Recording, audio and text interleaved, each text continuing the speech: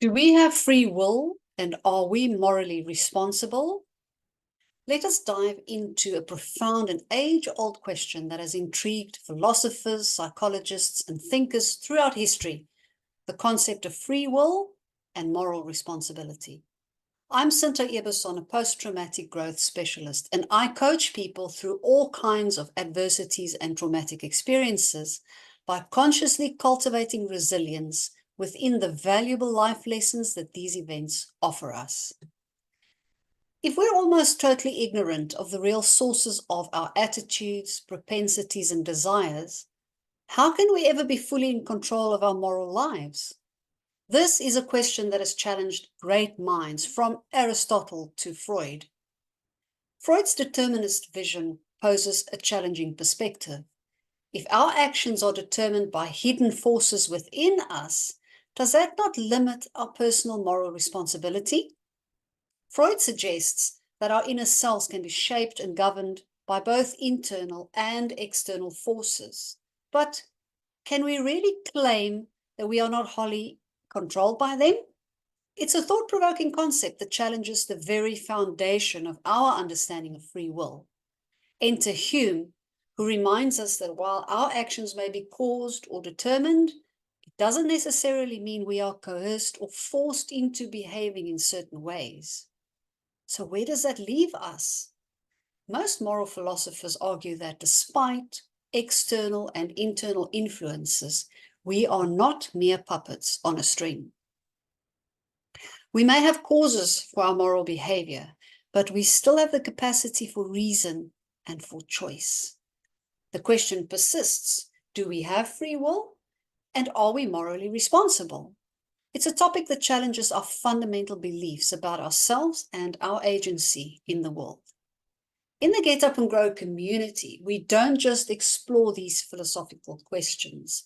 We apply them to our journey of personal growth. We recognize that even in the face of adversity and external influences, we have the power to shape our responses. So if you like what you're hearing, please sign up to join us there for more stimulating and challenging conversations like these. Our experiences may shape us, but they don't define us. We're not moral robots. We're dynamic beings capable of learning, adapting, and most importantly, growing. As your mentor, I guide you in cultivating resilience in every aspect of your life, be it emotionally, environmentally, financially, intellectually, occupationally, physically, socially, spiritually, and within your family life. We learn to identify the lessons that adversities offer us and integrate them into our personal development. It's about consciously shaping our responses and embracing the challenges that come our way. So, as we ponder the complexities of free will and moral responsibility, let's remember that the journey towards personal growth and resilience is an active, intentional process. Together, we navigate these waters and we emerge stronger, more compassionate individuals. How?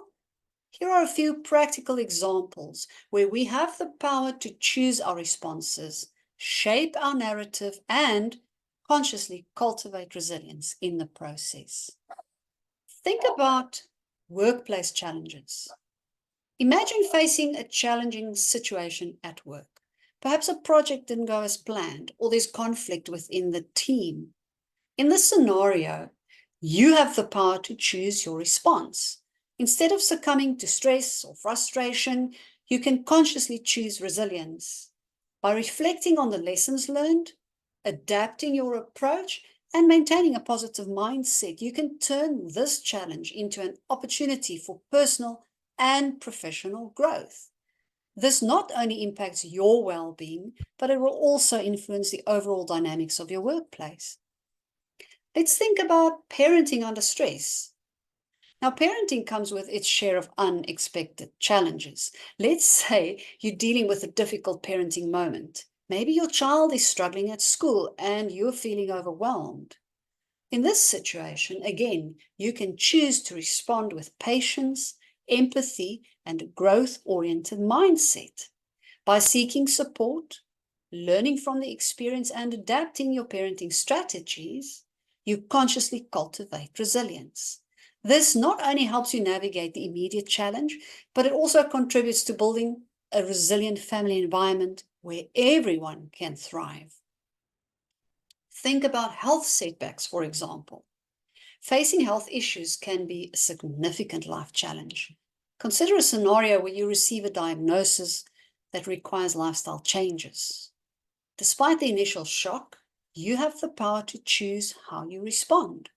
Instead of succumbing to fear or despair, you can consciously cultivate resilience again by educating yourself, seeking support from healthcare professionals and your loved ones, and adapting your lifestyle.